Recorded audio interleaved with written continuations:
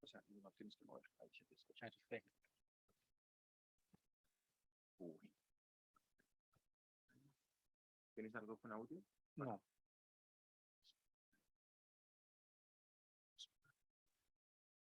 Listo. Bueno, muy retomamos nuestra última presentación del día de hoy. Como les comentaba, nuestra presentación de cierre está a cargo de Steven Andrés Acosta Marulanda. Steven es licenciado en Filosofía por la Universidad de Antioquia. Ha realizado estudios sobre participación política, procesos de paz, educación y filosofía.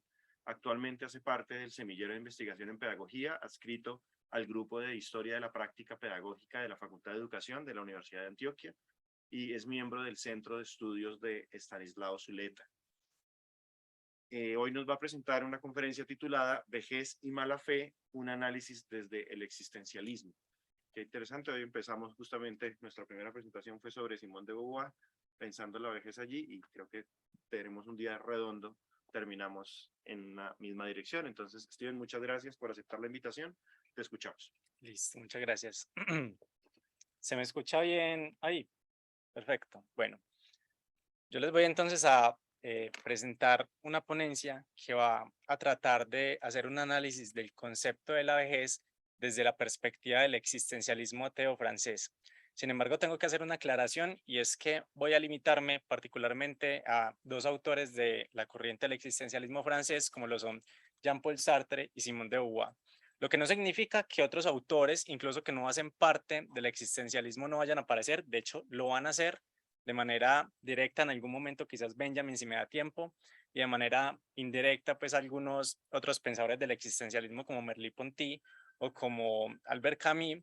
Sin embargo, tomo la decisión de limitarme a Simone de Beauvoir y Jean-Paul Sartre por un asunto, bueno, primero del tiempo, pues en términos de la conferencia, y en segunda instancia porque estos dos autores hacen una serie de reflexiones en torno a la vejez que están muy emparentadas. Ya les voy a mostrar de qué se trata, les voy a mostrar cuál es el recorrido que va a tener la ponencia y va a tener pues, 4 momentos. En primer lugar, voy a mostrarles por qué decido pues, abordar este tema de la vejez desde el existencialismo francés, por qué ellos y por qué no, por ejemplo, abordar el tema desde otros autores que han trabajado el problema de la vejez, como Michel de Montaigne, como Walter Benjamin, también en un texto que se llama Metafísica de la Juventud, o como algunos autores de la filosofía anglosajona, ¿cierto? Les voy a mostrar por qué decido adentrarme en el pensamiento de Jean-Paul Sartre y de Simone de Beauvoir. En un segundo momento voy a detenerme en algunos conceptos que me parecen fundamentales del existencialismo francés. Ya uno de ellos aparece en el título de la ponencia, que es precisamente el concepto de mala fe, que es un concepto muy importante, especialmente para la ética existencialista. En su momento veremos cuáles otros dos conceptos van a aparecer. Y en un tercer momento vamos a realizar una serie de análisis de la filosofía del existencialismo francés a partir de unas citas, pero no de citas propiamente de textos filosóficos. Esto tiene su problema, ya voy a explicar cómo, por qué tiene su problema el hecho de que diga esto, sino a partir de novelas, ¿cierto? Porque como quizás algunos lo sabrán, los existencialistas franceses son autores que despliegan su filosofía a partir de la literatura. Eso tiene su objetivo, ¿cierto? Entre otros, que la gente pueda identificarse con cada uno de los personajes que aparecen en la novela. De hecho, es muy común que cuando uno está leyendo una novela de Simone de Beauvoir o de Jean-Paul Sartre, empieza a sentir como, hey, es que eso también lo estoy sintiendo yo, ¿cierto? Claro, hay una identificación del que lee con lo que está leyendo, entonces ahí hay un cuestionamiento de la existencia. Lo que hace también que esos textos, particularmente a mí el texto de Sartre de la náusea, parece un texto muy ácido, hace que esos textos sean muy ácidos, pero precisamente ahí está la radicalidad del existencialismo. Son textos ácidos, son textos muy fuertes de leer, textos que lo confrontan uno demasiado, pero es que no puede ser de otra manera, porque si el existencialismo pretende ser radical, pretende ir a la raíz del problema, tiene que incomodar la existencia misma.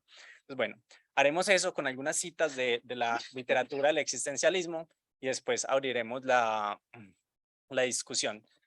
Pero bueno, primer punto, ¿cierto? El existencialismo. ¿Por qué me voy a estos autores? Pero antes de esto, quisiera pues como contar con un asunto quisiera narrar una especie de anécdota. ¿Cómo empiezo yo a preguntarme por esos temas de la vejez? Resulta que en algún momento de la carrera decido coger un curso que estaban abriendo de Simón de Beauvoir llamado El Segundo Sexo, ¿cierto? Que era un curso dedicado a la lectura y la discusión del segundo sexo, una de las obras más importantes de Simón de Beauvoir, donde se hace toda una pregunta, bueno, ¿qué es ser mujer? ¿Qué es la mujer?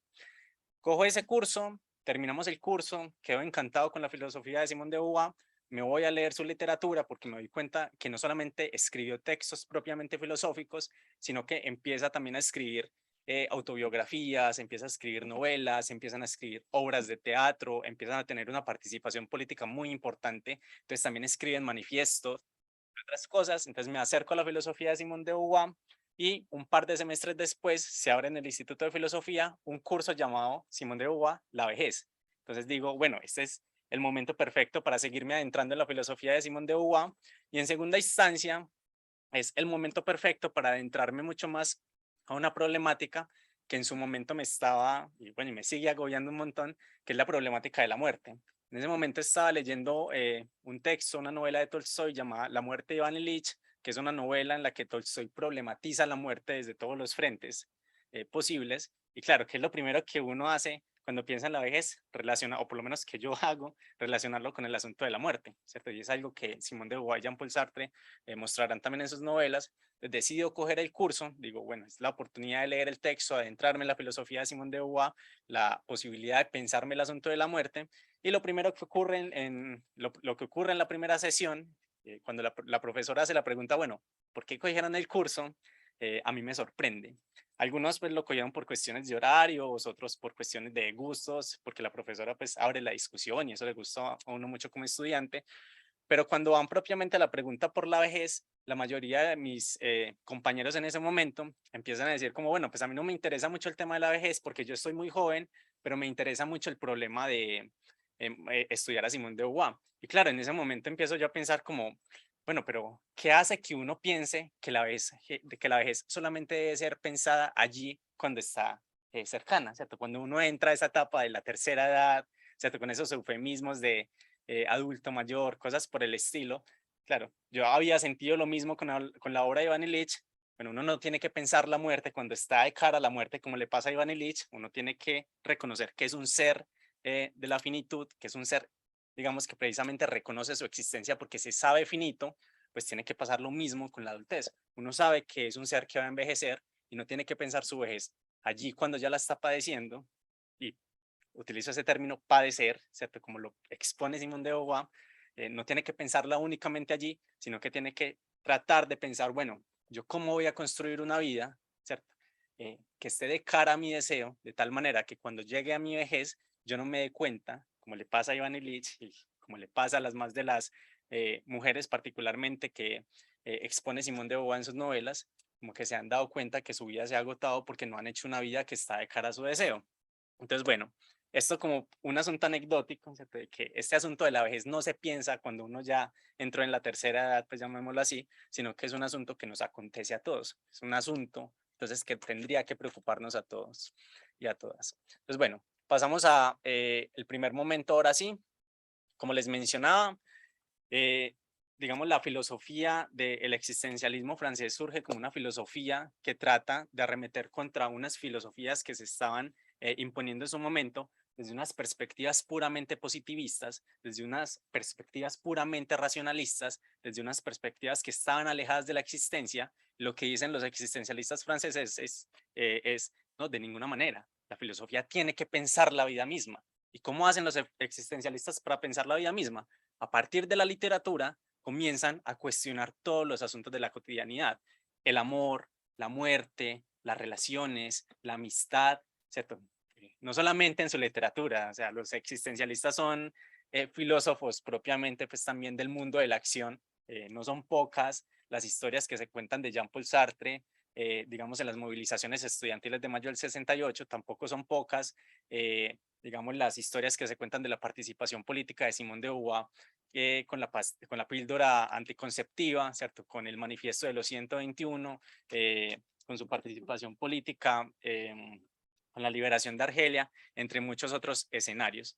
Entonces, cuando uno se adentra en la filosofía del existencialismo francés, se da cuenta que estos pensadores problematizan todos los ámbitos de la vida a partir de la literatura. Entonces tenemos novelas, ¿cierto? Como Memorias de una joven formal, que es propiamente pues una novela autobiográfica donde Simone de Beauvoir da a conocer cuáles son esos primeros pasos que da en su vida. De hecho, es una novela que le hace ganar, digamos, algunas incomodidades con su madre y también como con toda su familia, porque ahí todos se dan cuenta como, ah, bueno, lo que pasa es que Simón es así, Simón tiene este tipo de existencia, Simón tiene este tipo de vida que en su momento pues era muy escandaloso porque pues Simón tenía una relación abierta, poliamorosa, bastante sexual con Jean-Paul Sartre, ¿cierto? Y digamos mantenía relaciones sexuales con otros hombres, con otras mujeres, asuntos pues también que podrían cuestionables, como con sus estudiantes, entre otras cosas, y todo eso ya lo plasma ahí, ¿cierto? Porque ella dice, no, pues si tenemos que pensar radicalmente la vida, no tenemos que poner sombras, no tenemos que poner obstáculos, tenemos que mostrar las cosas de frente. Tenemos otras novelas, pues, de las conocidas novelas, pues, y obras de teatro de Albert Camus, el mito de Sísifo, La caída, La peste, que estuvo tan de moda durante la pandemia. Sartre, pues, también escribió muchas novelas, la más conocida es La náusea, pero él también escribe algunas obras de teatro, entre otras cosas. Y yo hago mención de esto porque sucede que cuando uno escucha hablar, por ejemplo, de Simone de Beauvoir, pasa más que todo con ella, no tanto con los otros existencialistas, uno reconoce a Simone de Beauvoir solamente por un texto, ¿cierto? Bueno, quienes la reconocen y no dicen como, ah, Simone de Beauvoir, ¿quién es ese filósofo? No, no es un filósofo, es una filósofa. Quienes reconocen a Simone de Beauvoir la reconocen únicamente por un texto, que es El segundo sexo. Y sí, es un texto maravilloso, o sea, yo lo recomiendo mucho, pero Simone de Beauvoir no se agota ahí. De hecho, yo diría que su filosofía más rica está incluso en sus propias novelas. Recordemos que ella también gana premios de literatura, por ejemplo, con una novela como Los mandarines, ¿cierto? Y como que es muy dejado de lado, muy dejado de lado esa parte de la vida de Beauvoir como una literata, ¿cierto? Por centrarse únicamente pues, en el análisis del segundo sexo, que me parece fundamental que se siga pensando, pero que también hay que rescatar, digamos, que ella tiene una literatura. Prueba de que ha sido abandonada es que cuando uno se va a las librerías, ¿cierto? Cualquier librería, por ejemplo, acá en Medellín pasa mucho, uno no se encuentra con textos de Simone de Beauvoir, solamente se encuentra con dos textos, y eso es muy particular, y es o el segundo sexo o este texto de la vejez, que ya como que nos dice algo y es como, bueno, ¿por qué un texto, digamos, como la vejez de Simone de Beauvoir, que Simone de Beauvoir piensa el asunto de la mujer en el segundo sexo, pues en el texto de la vejez piensa el problema de la vejez, porque ha sido un texto que últimamente ha tenido tantas reimpresiones? Entonces, como que yo voy a hacer mención de este texto, pero entonces decido decir, bueno, ya se ha trabajado bastante, se ha estado trabajando últimamente bastante el tema de la vejez con este texto, pues yo lo que voy a hacer es centrarme más que todo en la literatura propiamente de Simone de Beauvoir. Entonces, bueno, les mencionaba, pues como este texto, los existencialistas tienen una forma de proceder muy particular en los análisis que hacen de la existencia y es un método que se llama el método regresivo progresivo. Cuando uno se va a ver el segundo sexo, lo que hace Simone de Beauvoir ante la pregunta de, bueno, ¿qué es una mujer? Es decir, bueno, pues eso que parece tan evidente, vamos a darnos cuenta que no lo es, y se va a preguntarse, ¿qué es ser mujer? Para cada una de las ramas del conocimiento. Entonces, va el psicoanálisis, va el materialismo histórico, va la historia, va la biología, etcétera, y se empieza a dar cuenta que ninguna de estas ramas que quiere saber qué es la mujer sabe qué es la mujer, ¿cierto? Es lo más interesante de todo, lo que nos muestra incluso, hay unas ediciones, por ejemplo, del segundo sexo, que omiten la parte de la biología porque pues, dicen como que algunos de los datos que hay ahí ya no están actualizados, no de ninguna manera, ¿cierto? De hecho, es la parte más vigente de todas porque es la parte en la que Simón de Beauvoir nos está mostrando como no vea, esa ciencia que se muestra tan objetiva, en realidad no tiene muchas veces idea de qué está diciendo. En realidad también tiene vacíos conceptuales. En realidad es pura ideología. Eso es lo más interesante de todo.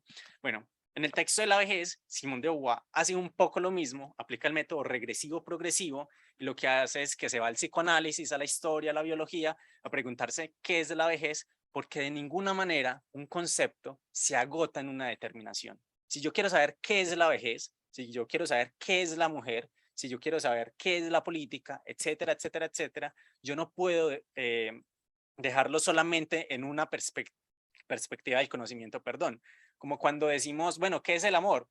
y alguien responde, no, el amor es una reacción química que sucede cuando, claro, sí, también, pero eso no responde muchas preguntas sobre el amor. El amor no se agota en la explicación cientificista de lo que es el amor. Bueno, la vejez no se agota en una definición de un proceso de decadencia que sufre el cuerpo cuando van pasando los años, no, de ninguna manera, y eso Simón de Beauvoir lo tiene muy claro, y lo tiene tan claro que ella nos dice, no se la vejez es un concepto histórico. ¿Qué implica que sea un concepto histórico? Que no se envejece de la misma manera en una sociedad feudal, en una sociedad esclavista o en una sociedad capitalista. No, y todavía más complejo todavía, no se envejece de la misma manera en Occidente, en América Latina o en Asia. Y ella va, digamos, a partir de la literatura, a mostrar cómo se envejece de formas muy diferentes dependiendo del momento histórico y del lugar geográfico en el que usted se sitúe. Incluso hay algo que a mí me parece muy bonito de este texto. Ella se va a hacer un análisis de la vejez en las comunidades indígenas y claro, pues lo que uno suele escuchar, digamos, alrededor del concepto de vejez es como, no, es que el viejo en las sociedades occidentales es muy maltratado, es algo que no sucede en las comunidades indígenas, allí el viejo es un sabio, ¿cierto? Que tienen una visión muy bella alrededor del sabio, lo que nos muestra Simón de Beauvoir, no, de ninguna manera, también hay un maltrato sobre ese individuo. De hecho, allí cuando hay una exaltación sobre el individuo, también hay un maltrato, porque si hay una divinización del viejo, significa que se le quita la humanidad al viejo, ¿cierto? Como pasa, yo qué sé, vamos a poner un ejemplo con la mujer. Se relaciona a la mujer como ese ser divino, ¿cierto? Que está relacionado con la naturaleza. A la mujer no se le pega ni con el pétalo de una rosa. Esa mujer pierde su condición de ser humano, es divinizado. ¿Y qué hacemos nosotros con lo divino? No, tú no puedes llorar, ¿cierto? Porque eso hace parte de lo humano. Tú no puedes sufrir, tú no puedes expresarte, porque eso hace parte de lo humano. Más bien, tú que eres un ser divino, comparte tu divinidad con nosotros. ¿A partir de qué? Por ejemplo, de un tema como la reproducción. Bueno, lo mismo pasa con el viejo. Cuando se diviniza al viejo no se le está haciendo un favor, sino que se le está quitando su condición de ser humano. Y eso es algo que hay que pensarlo también. Yo siempre que escucho pues esa exaltación de, no, lo que pasa es que en las comunidades indígenas el viejo pues está exaltado, allá hay una superación de la violencia contra, no, no, de ninguna manera. Allá vamos a leer el texto de Simón de Beauvoir y nos vamos a dar cuenta que la violencia tiene múltiples formas de aparecer, ¿cierto? Y la exaltación del viejo es solamente una de ellas. Entonces, bueno, eh, Simón de Beauvoir tiene una particularidad y es que es una, bueno, vamos a tratar de ir rápido, es una autora que trata siempre en sus libros problemas que le acontecen en su cotidianidad. Entonces, ¿qué pasa? Cuando su madre muere, cuando su madre sufre un accidente, le descubren un cáncer, queda internada en el hospital durante mucho tiempo, la forma que tiene Simón de Beauvoir de afrontar eso es escribir un texto que se llama Una muerte muy dulce, ¿cierto? Siempre que Simón de Beauvoir se afronta un acontecimiento que marca su existencia, la forma que ella tiene para tratar de afrontar ese acontecimiento es escribiendo. Bueno, es muy particular que Simón de Beauvoir le dedique muchos textos al problema de la vejez. Uno puede ver reflexiones en Una muerte muy dulce, en La ceremonia del adiós, que es el texto que le dedica pues, a la muerte de Sartre, en este texto, que es todo un texto pues, de 800 páginas que le dedica al tema entonces de la vejez. También tiene un texto, una novela, yo se la recomiendo mucho, que es La mujer rota, pues, que en realidad son 3 novelas en un solo libro, La mujer rota, la edad de la discreción, que ya ese es el título pues, que refiere a la vejez, y monólogo. Ella como que le dedica mucho tiempo al problema de la vejez. Es como si Simón de Beauvoir tuviera un miedo a envejecer, ¿cierto? Tuviese un miedo constante a entrar en esa esfera de la vejez y la única forma que tiene para afrontar ese tema de la vejez es, bueno, yo tengo que escribirlo.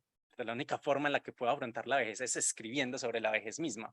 Entonces como que es bien interesante situarse como tal en los textos de Simón de Beauvoir porque no son reflexiones aisladas, no es que Simón de Beauvoir coja un tema, vaya a autores, busque citas y entonces ya hay toda una abstracción filosófica alrededor del concepto. No, si ella lo está pensando es porque lo está viviendo, es porque lo está padeciendo, es porque lo está sufriendo.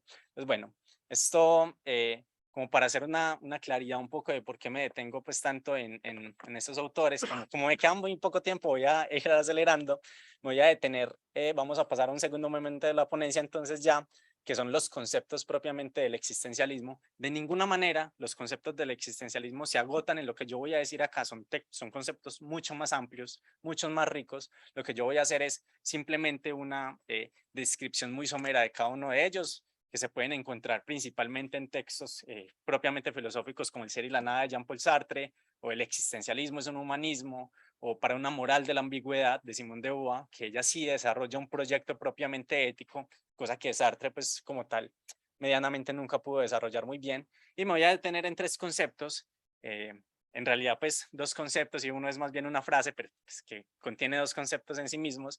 La frase es esta famosa frase del existencialismo de la existencia precede a la esencia, una frase que se repite mucho, pero que se comprende poco, curiosamente. Un segundo concepto es el concepto de mala fe, y un tercer concepto es el concepto de experiencia. Esta frase de la existencia precede a la esencia, que aparece en el texto de El existencialismo es un humanismo de Jean-Paul Sartre, es una frase que nos está queriendo mostrar una particularidad. Mientras las más de las filosofías de la época del existencialismo francés estaban tratando de encontrarle un sentido a la existencia, lo que dicen los existencialistas es de ninguna manera. O sea, es que el sentido de la vida es que no tiene un sentido, ¿cierto? El momento de falsedad de Occidente ha sido tratar de encontrarle un sentido a la vida. Entonces esa situación angustiosa cuando uno dice como, ah, madre, ¿cuál será el sentido de mi vida? Lo que pasa es que como que yo no encuentro que haya un sentido. No, claro, es que de eso se trata, de que no haya un sentido. Camilo llama el absurdo de la existencia. Esos Sartre y Simone de Beauvoir lo llaman pues precisamente la existencia precede de la esencia. ¿Qué es la esencia? Es una determinación, ¿cierto? Yo qué sé, por ejemplo, la determinación de la mujer, ¿cierto? Si determinamos a la mujer por su condición entonces de reproducción, entonces la mujer no puede sino ser una reproductora de la vida, de ninguna manera dirán los existencialistas, la mujer es mucho más que eso, no tiene que limitarse a la reproducción de la vida. Una determinación es también, por ejemplo, cuando yo digo, bueno, pues yo qué sé, yo nací en ciertas condiciones, yo tengo que permanecer en esas condiciones por siempre. No, no hay una determinación del individuo. También es una crítica propiamente a la sociedad capitalista, una sociedad inmanente que no se transforma, que parece que es estática, que cuando uno la piensa uno dice, pues madre, pero es que ¿cómo cambia una sociedad capitalista? No se puede, ¿no? Claro, en el momento en el que usted dice no se puede, ya cayó en la trampa porque cree, por ejemplo, que un asunto como la acumulación de dinero es natural y ha sido natural siempre en los seres humanos. Allá hay una determinación. Lo que dicen los existencialistas es no, no hay determinaciones, no hay esencias, no hay algo que esté dado. El ser humano se construye en un devenir. La frase de Sartre es, estamos condenados a ser libres, ¿cierto? El concepto de mala fe es un concepto muy interesante, muy particular, porque es un concepto que trata de mostrarnos cómo nosotros hacemos un movimiento de mala fe, es decir, nosotros mismos tratamos de negar nuestra libertad, ¿cierto? Que es lo más sorprendente de todos. Somos seres libres, pero negamos nuestra propia libertad todo el tiempo. Tratamos de encontrarle una esencia a nuestra vida, tratamos de decir, no, esto es muy propio pues también del coaching de nuestra época, es que mi misión en la vida es, y nosotros nos encaminamos a decir, no, ¿cuál es mi misión en la vida? Yo tengo que encontrar para qué fui creada, yo tengo que encontrar para qué vine a la vida. Bueno, usted está precisamente haciendo un movimiento de la mala fe, usted está negando su propia libertad. O también cuando decimos, no, lo que pasa es que yo no puedo llegar a ese lugar, yo no puedo estudiar tal cosa porque es que yo soy poco inteligente, o lo que pasa es que yo soy muy vago, lo que pasa es que yo tengo condiciones económicas precarias. Es como, no, vea, usted está haciendo un movimiento de mala fe donde no se está permitiendo la trascendencia, la construcción de otra existencia posible, precisamente porque se está poniendo excusas. Ellos son conscientes de que hay ciertas situaciones, claro, sociales, ¿cierto? Esa tal meritocracia pues, de la sociedad capitalista no existe. Y hay también ciertas condiciones inconscientes que le impiden al individuo tratar de trascender, pero lo que se trata es de ser consciente de ese momento de la mala fe. Otro concepto importante va a ser el concepto de experiencia. Y esto es muy importante porque nosotros solemos concebir la experiencia como un momento que va de manera progresiva, ¿cierto? Mírenlo en términos de la vejez. ¿Por qué es sabio el viejo? Porque tiene experiencia. ¿Por qué tiene experiencia? Porque tiene un trasegar en términos de años por detrás que respaldan esa experiencia que ha tenido, que le permiten ser sabio. No, de ninguna manera dirán los existencialistas. Experiencia no es acumular. Experiencia no es un proceso que se da en términos progresivos. Experiencia hay allí donde hay ruptura, ¿cierto? De hecho, usted puede ser una persona de 50 años y no haber hecho experiencia nunca en la vida, como usted puede ser un joven de 12 años y haber hecho experiencias porque hace rupturas, porque reconoce sus movimientos de mala fe, porque trata de situarse en otros escenarios posibles.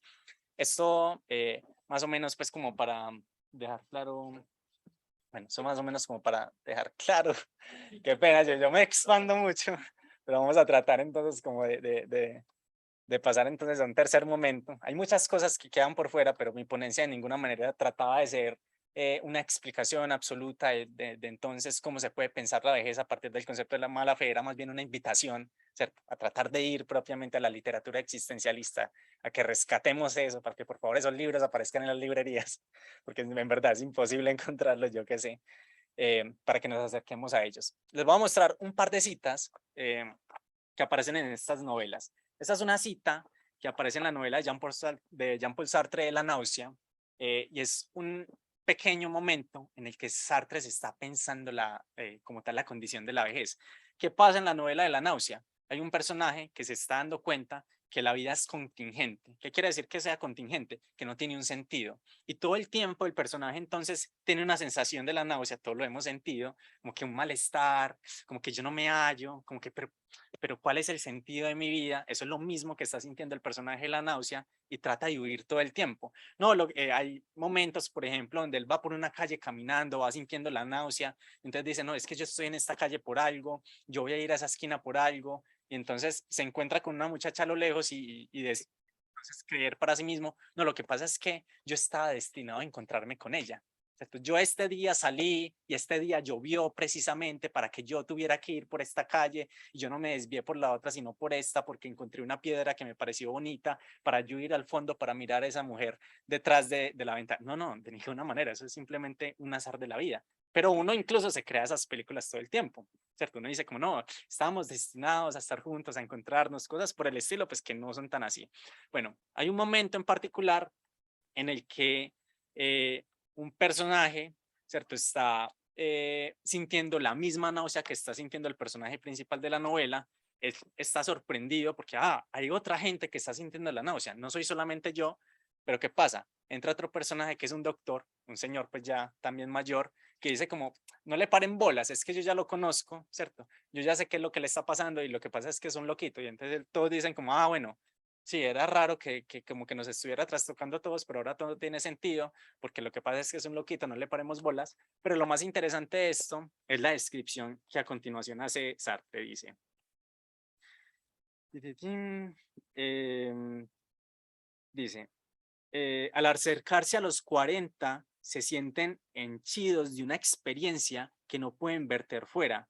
Afortunadamente, han tenido hijos y los obligan a consumirla. Quisieran hacernos creer que su pasado no está perdido, que sus recuerdos se han condensado y se han convertido delicadamente en sabiduría. Más bien voy a leer de acá. Más adelante dice, créame, le hablo por experiencia. Todo lo que sé me lo ha enseñado la vida. Se habrá encargado la vida de pensar por ellos.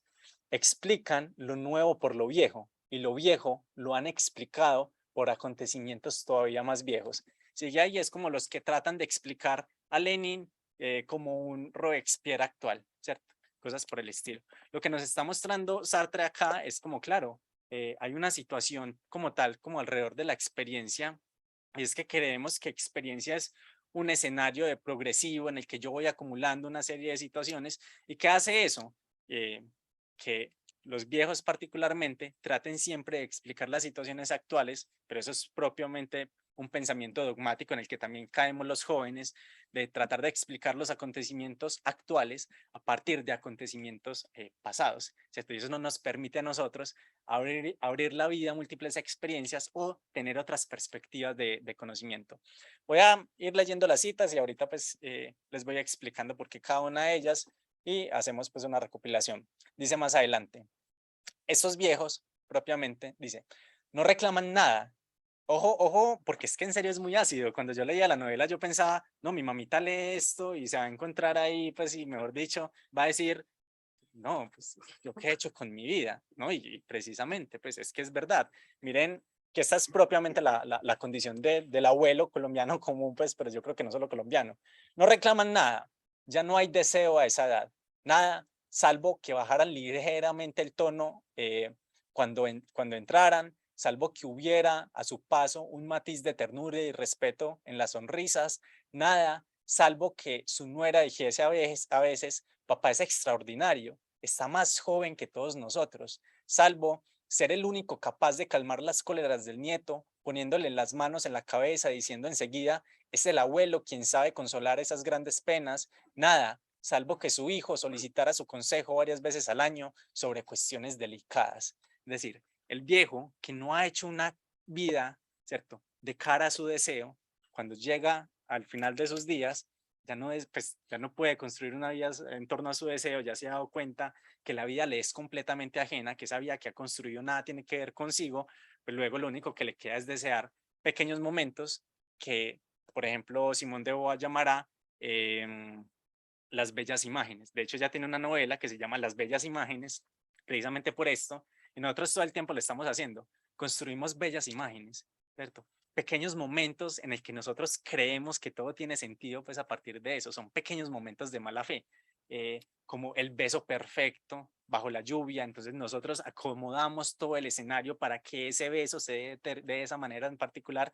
Eso es una escena propiamente de La náusea, ¿cierto? Donde hay el personaje principal recuerda el primer beso como con su amada, resulta que su amada estaban sentados en una banca, había una rosa que le estaba chuzando el pie, ¿cierto? Una situación muy incómoda, pero ella para no perder ese momento, esa bella imagen, decide hacerse la loca, pues como con ese chuzón que está sintiendo, precisamente porque no hay que romper las bellas imágenes. ¿Quién es el viejo? Sino un constructor constante de bellas imágenes. De hecho, esta escena propiamente pues es una escena que aparece en la biografía de Jean-Paul Sartre, de cuando él iba corriendo a encontrarse con su abuelo en el tren y lo que hacía el abuelo era levantarlo, ¿cierto? Como buen abuelo que es, para que todos vieran lo buen abuelo que es. No, de ninguna manera, eso es una bella imagen, ¿cierto? Eso es simplemente una construcción que yo quiero hacer para que todo tenga sentido, pero pues que eso no se agota ahí. Es que es lo único que queda, lo único que quedan son bellas imágenes.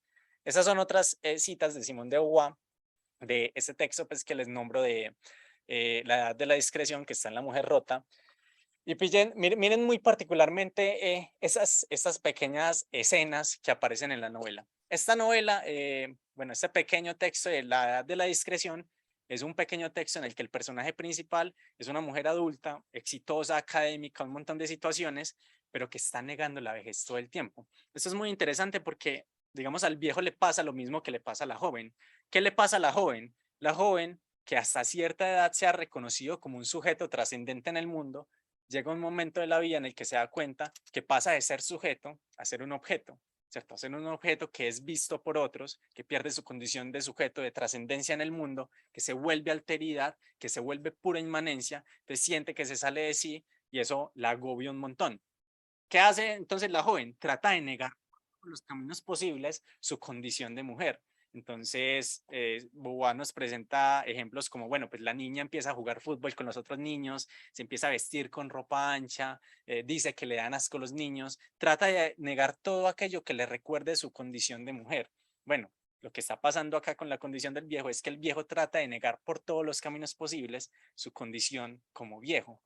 Claro, porque es la entrada precisamente a ser objeto, a ser inmanencia pura. Entonces dice, por ejemplo, en torno al ocio, jubilarse suena un poco como tirarse al canasto. La palabra me helaba, la extensión de mis ocios me horrorizaba. Que esto es muy interesante también porque ¿cuál es la concepción, por ejemplo, que tenemos nosotros del individuo en la sociedad capitalista? Una concepción que se da a partir de la capacidad productiva. Cuando el individuo no produce, pues luego el individuo no es individuo.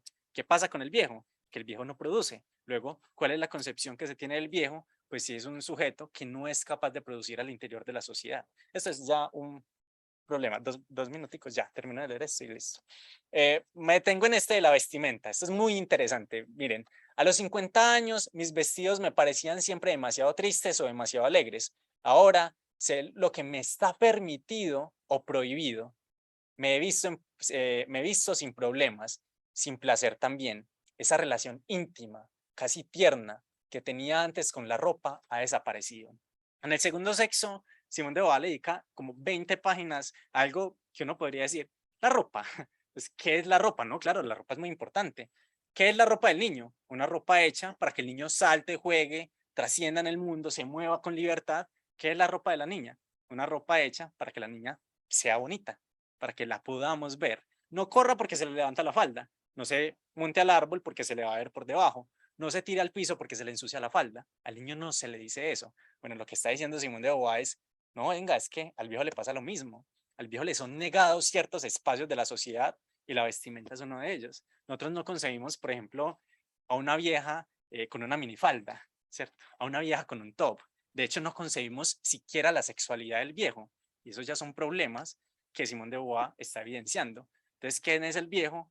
Un individuo que pierde su condición de sujeto en el mundo y que prueba, digamos, cómo prueba uno que va perdiendo su condición de sujeto en el mundo, porque no es libre de su vestimenta, porque no vive su sexualidad, porque no está en el ámbito productivo en una sociedad donde el ámbito productivo es lo que prevalece, entre muchas otras cosas. Bueno, se me quedan sin fin de cosas por fuera, pero se agota el tiempo y pues me gustaría también escuchar comentarios, discusiones, cosas por el estilo. Yo lamento mucho no haber podido leer todas las citas, haberlas relacionado, haber ahondado más en los conceptos, pero ustedes entenderán que el tiempo es limitado. Muchas gracias. Muchas gracias. Qué pena quedar yo de mala onda. Tranquilo, tranquilo. Si pueden, lean esa cita, es muy diciente sobre No, la si quieres, vejez. dale, termínala Bueno, ¿quién- mientras salen preguntas, dale. Miren esta cita que habla mucho de la percepción que se tiene en la sociedad contemporánea de la vejez, que es algo que también la expositora anterior, Marisol Muro, exponía, y es lo siguiente. Usted tan joven, le dicen pues al personaje principal, que eso ya es algo. ¿Cierto? El viejo quiere ser siempre reconocido como, no, lo que pasa es que tiene 50 años, tiene 80 años, pero parece de 20, y eso le alegra, ¿cierto? ¿Por qué ha de alegrarle la negación de su propia condición en el mundo? Dice, me lo dicen a menudo y me siento halagada. De pronto, la palabra me irritó. Es un cumplido ambiguo que anuncia penosos días futuros. Conservar vitalidad, alegría, presencia de espíritu es permanecer joven. Por lo tanto, la parte que le toca a la vejez es la rutina, la morosidad y la chochez. Listo. Ahora sí.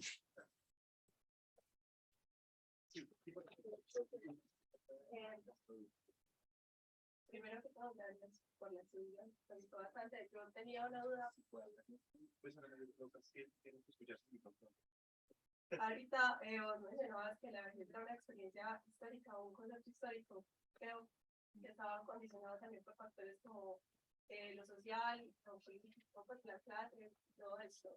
Y yo me preguntaba si vos pensabas que esta vejez también está condicionada por un asunto de género, bueno, de sexo, más bien.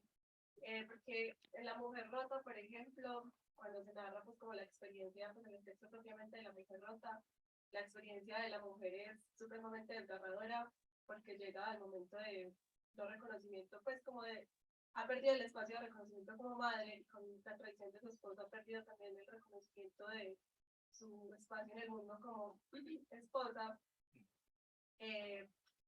pero pues digamos que en el caso del hombre eso también se podría ver en el sentido de que el hombre se reconoce en su trabajo y al jubilarse, digamos que se pierde. Sin embargo, yo siento, desde mi lectura de Jehová, la verdad no he leído esta tarde, que la experiencia de la vejez también es un asunto que está condicionado por el sexo o por la experiencia pues particular del hombre y de la mujer, pero me gustaría a vos que hayas abordado más el tema, como lo pensás. Claro. Si quieren, escuchemos como las preguntas y por si de pronto hay preguntas relacionadas, que se puedan escuchar todas. Ya yo respondo. ¿Alguien más? O... Bueno, sí, claro, vos pones sobre la mesa toda una discusión que a mí me parece muy interesante. Efectivamente, el concepto de la vejez es un concepto histórico y como concepto histórico va a estar necesariamente atravesado por el conjunto de estructuras que, digamos, van configurando la sociedad, ¿cierto? Es decir, la vejez va a estar atravesada sí o sí, en nuestro caso, por una sociedad capitalista, ¿cierto? Pero claro, al interior de una sociedad que también es patriarcal, pues la vejez va a estar condicionada por ese asunto del sistema sexogénero. Efectivamente, no se vive lo mismo siendo viejo que vieja, y eso es algo que Simón de Beauvoir aborda en el texto de la vejez, ¿cierto? Y yo les decía también como que no se envejece de la misma manera en Occidente que en Asia, ¿cierto? Y ahí ella también muestra como no es lo mismo ser mujer vieja en Occidente que ser mujer vieja en una sociedad indígena, que ser mujer vieja en una sociedad asiática. Por ejemplo, La mujer en la sociedad asiática no tiene un reconocimiento mayor, todo el tiempo es maltratada, de hecho todos los jóvenes son maltratados, pero cosa particular le pasa a la mujer vieja y es que cuando pasa a la adultez obtiene un rol que le permite estar por encima de todos los jóvenes en la sociedad. Es decir, en ese momento en el que, de hecho, fíjense en esto, cuando uno ve películas asiáticas, así sean películas que caricaturizan lo asiático, se va a dar cuenta como que la mujer vieja de Asia siempre es como muy imponente, como que siempre manda, como que los otros se someten a ella, como claro, lo que dice Simón de Beauvoir es una mujer que siempre ha estado bajo el yugo de la sociedad patriarcal, pero que además ha estado bajo el yugo de una sociedad feudal, entre muchas otras cosas, cuando obtiene un puesto de reconocimiento por el hecho de haber entrado en la tercera edad, lo que va a hacer es reproducir la desigualdad y por eso es una déspota con los demás. Entonces sí, claramente pues también es un asunto de que la mujer vieja no tiene unos espacios de reconocimiento que vayan, digamos, más allá del asunto de la reproducción, pues cuando sirve una mujer cuando está reproduciendo la vida, ¿cierto? Entonces, ¿cuál es el único camino que le queda a la mujer que no puede ya reproducir la vida? Ayudar a reproducir la vida, ¿cierto? O volverse una mística. Lo que pasa es que eso no pasa casi. Incluso la concepción que tenemos de la mística no es la misma que tenemos del chamán, ¿cierto? Cuando el hombre envejece, tiene la posibilidad de venir chamán, ¿cierto? Y eso le da un estatus social que la mujer no llega a adquirir nunca. Entonces, claramente, vos haces bien en mencionarlo, la situación de la vejez también está atravesada por la estructura patriarcal propiamente. Entonces, sí. Hola. Hola. ¿Te escuchas? Okay. Gracias por tu presentación. Yo soy la que habló en la mañana de Beauvoir, así que yo tenía muchas ganas de escucharte y me ha gustado. Creo que nos hemos complementado en algunos asuntos. Has tocado, me ha gustado especialmente que lo hayas abordado con el paradigma de expresión del segundo sexo y en un tema que ahora quiero que explicites, cuando quisiera, hablaste en un momento, y eso es muy interesante, del tema de la deshumanización, ¿no? De la persona mayor. Y en paralelismo, lo dijiste un poco después, con lo que pasa en la mujer en el segundo sexo, que es, habla o que es un ángel, una divinidad, o es como el río, como la naturaleza, ¿no? Como lo fecundo y casi humano. En todo caso, humano no es, ¿verdad?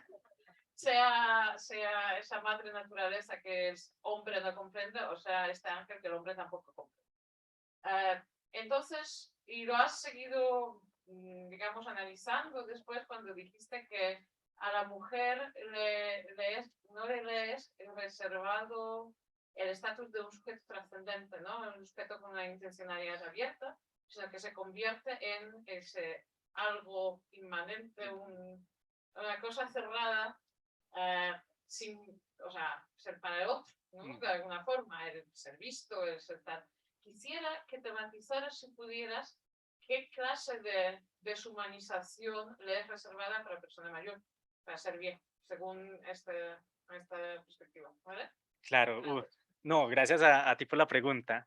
Bueno, es un tema en realidad complejo porque es que, digamos que lo que está haciendo Simone de Beauvoir es hacerse una pregunta por la alteridad, ¿cierto? Una pregunta por lo absolutamente otro.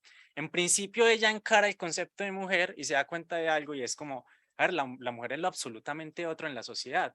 ¿Qué implica que sea lo absolutamente otro? Que no es un sujeto de la trascendencia, que no está abierto a las posibilidades, sino que es un sujeto de la inmanencia, de la estaticidad, de siempre lo mismo, de servirle al otro, que no se puede realizar en el mundo, etcétera, etcétera, etcétera.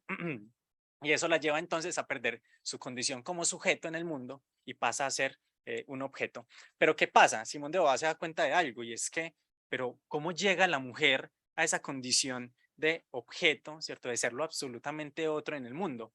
Llega precisamente porque la sociedad moderna, porque con esa idea falsa de progreso, esa idea falsa de ilustración, que eso es propiamente el análisis de los teóricos críticos de la Escuela de Frankfurt, como que se da cuenta de que en realidad siempre ha habido una huida por acercarse al objeto como tal. No hemos querido acercarnos al objeto, entonces lo que hacemos es que como no nos acercamos al objeto, no conocemos el objeto como tal, sino que lo que hacemos es proyecciones sobre el mundo. Entonces hacemos proyecciones vacías, porque claro, si yo no conozco el objeto, lo único que puedo proyectar es un vacío, porque pues yo también me reconozco en ese objeto, y si me estoy reconociendo en algo que no quiero conocer, estoy proyectando un vacío como tal. Entonces, ¿qué permite el hecho de que hagamos una proyección vacía de eso absolutamente otro? Que le pongamos un conjunto de determinaciones. ¿Qué es lo absolutamente otro en la sociedad? La mujer, el viejo, el indígena, el negro, el judío. Y cuando lo otro es lo absolutamente otro, se permite una violencia porque es que no es sujeto, es objeto. Entonces aparecen estas determinaciones como no, es que el judío es avaricioso por naturaleza, es que el negro por naturaleza es que la mujer por naturaleza es, bueno, pasa un poco lo mismo con el viejo. Algo muy interesante aparece en esta obra de la vejez, y es que Simón de Beauvoir dice, la mujer es lo absolutamente otro. Pasan los años, Simón empieza a escribir el texto de la vejez y dice, bueno, no, hay alguien que es más absolutamente otro que la mujer, y ese más absolutamente otro es el viejo, porque pierde por todos lados su condición de sujeto en el mundo, ¿cierto? Y lo que hacemos son proyecciones falsas sobre un individuo al que ya no se le permite ser. Un individuo que todo el tiempo está infantilizado, ¿cierto? De hecho, fíjense en algo, el viejo no es sujeto en el mundo porque no es capaz de ser productivo, y aún así el capital es capaz de engullir eso, y lo que hace es que ridiculiza al viejo. Vean esos videos de YouTube, de Facebook, donde entonces aparecen los viejos, pero ¿cómo aparecen los viejos? No como alguien capaz de dialogar con un otro, no como alguien que tiene una dignidad propia, sino como alguien que nos hace reír, pues porque el video es gracioso, porque muestra la infantilización del viejo. Particularmente esos videos suelen ser de Asia, que es una pregunta constante que está calando acá, digamos, en Francia. Pues Foucault lo pone en la historia de la sexualidad, ¿cierto? Pues hay una sexualidad no occidente, pero ¿qué es eso otro que no es propiamente el aparato de la sexualidad en Asia? Entonces sí, cuando pues vos, yo sé que haces una pregunta un poco más amplia, pues yo acá lo que hago son puras menciones, pero hay una similitud en esa condición de absolutamente otro entre la mujer y el viejo, ¿cierto? Y lo que permite que sea lo absolutamente otro es un no reconocimiento. Ese punto del reconocimiento es fundamental. Beauvoir es una autora del reconocimiento, y como no hay reconocimiento, entonces no se reconoce al otro como individuo. Entonces, como no se reconoce al otro como individuo, no se acerca a conocer al individuo este. Entonces hay una proyección vacía, y como hay una proyección vacía ahí, se le atribuyen todas las determinaciones posibles, ¿cierto? Y ya dijimos, si la existencia precede a la esencia, eso es lo que nos hace humanos, pues acá la esencia prima sobre la existencia, entonces no hay humanidad acá posible sobre la mujer y el viejo. Tenemos una última pregunta para cerrar, porque tenemos que entregar además el auditorio en 5 Sí. minutos. Pero que está en Zoom, Francisco Parra, no sé si le podemos habilitar el micrófono. Dale, mira, listo. ¿Se me escucha? Dale, mira. Sí. ¿Se me escucha? Hola, hola, Agatha. Bueno, muchas gracias por la... ¿Se me escucha bien, no? Sí, Sí. perfecto. Pues muchas gracias por la presentación, muy interesante. Y yo además tenía esta pregunta desde por la mañana, en la presentación de Agatha también, y es que todo esto me lleva a pensar si acaso no se puede ver de otra manera la vejez, en el sentido en que todo el tiempo, todo momento presente, no necesariamente por mala fe, todo momento presente está en deuda, está en cierta deuda de incompletud con el pasado. O sea, inmediatamente en mi presente, mi pasado ya no es exactamente como yo quería que hubiera sido. Suele pasar, ¿no? Incluso con acciones, con iniciativas que tenemos, nada es perfectamente como lo habíamos imaginado. Y eso no es propiamente mala fe, sino que puede ser, eso yo creo que es casi la facticidad. Y casi que es mejor que fuera así, porque si no, viviríamos en una cierta tiranía de que todo lo que hemos hecho es perfecto, y eso es casi una pregunta que se le podría hacer al mismo Nietzsche, ¿no? Incluso la vejez está casi en una situación de condena de vivir toda una vida, una cantidad de años que podrían haber sido o que no fueron perfectamente o que no fueron exactamente como se quiso. Y no, puede vivirse esa circunstancia de muchos modos, desde decir, bueno, no me importa, a ver, el mundo comienza hoy, o puedes vivirse como en una especie de depresión absoluta porque la historia me pesa mucho y no puedo con ella. Y yo creo que ahí es donde está la cuestión. Mi pregunta sería, como a partir también de Beauvoir, y con esta exposición, y vamos, es algo que he estado también pensando desde la exposición de Ágata, si acaso habría que pensar un dispositivo o una manera de cómo vivir ese peso del pasado precisamente en la vejez, donde ya no, donde la capacidad de deseo, de reacción es muy difícil, donde ya no puedo reaccionar ante lo que pasó hace 20 años y que tengo en mi memoria y que puedo, y a los males hechos, ¿no? No es una cuestión de mala conciencia, o bueno, sí, de mala fe, puede verse como mala fe, pero puede haber hechos ante los cuales hay arrepentimiento y que yo no puedo ya ir a pedir perdón. O sea, es casi una cuestión que tocaría, y iba a hacer esa pregunta también antes a la anterior expositora, es si acaso esa situación de la vejez, esa mala fe no se podría ver como la necesidad de pensar una situación fáctica de la vejez que necesitaría cierta especie de, bueno, estoy poniendo términos muy teológicos, pero cierto perdón, cierta armonía. Y bueno, esa es la pregunta. Gracias. Dale, sí. Bueno, voy a ser breve, ¿cierto? Pues, precisamente por el asunto del tiempo. Siempre digo eso y no me da. O sea, vos estás preguntando por la posibilidad de construir otra vejez posible, pero además, pues como porque el viejo sea capaz de decir, bueno, yo estoy viejo, pero no todo está perdido. Pues Puede ser por la esperanza, puede ser por la esperanza o puede ser por bueno, sí, por muchas vías. Sí, pero sí, otra vivencia de la vejez sin negar, perdona que te haya interrumpido, sin negar que ese peso vamos a ponerlo, el arrepentimiento, como es el libro de Fernando González, ¿no? Hay una densidad del pasado que se me viene encima y que yo no puedo pasar por encima de ella, pero perdón, continúa, lo siento. No, tranquilo, no, está muy bien.